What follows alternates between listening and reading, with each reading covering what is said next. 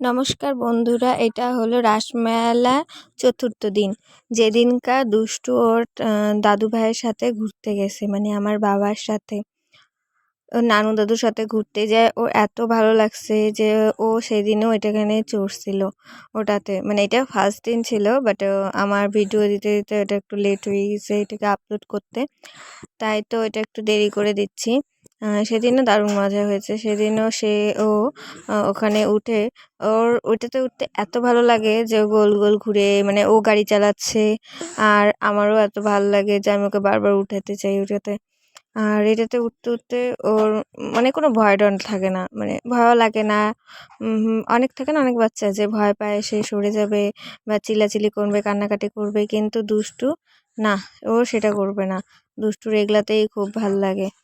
তারপর ও রাসমেলার চারদিকে দেখে, লোকজন দেখে, গান বাজনা শুনে, নাচানাচি করে, ওটাতেই ওর অনেক মজা। আর এগুলা নিয়েই তো রাসমেলার পুরো দিনটা এইভাবেই কাটলো। দিনের বেলা তো ঘুরতে গেলাম, যাই হোক ওইটা ব্লগ খুব তাড়াতাড়ি আসছে। তো কোথায় গেছি, কি হলো না হলো, ওই ব্লগটার জন্য আর কিছুক্ষণ অপেক্ষা করলেই হবে, বলতে আর 2 দিন, ওটাও সময় মতো চলে আসবে। আর রাত্রেবেলা গেছিলাম মেলায়, সেইখানে যায়, সেখানে দুষ্টুর সাথে সবাই সেই মজা করলাম, খাওয়া দাওয়া তো আসেই, মেলা মানে তো খাওয়া দাওয়া ভাই, খাওয়া দাওয়া ছাড়া কোনো কথা নেই আমার।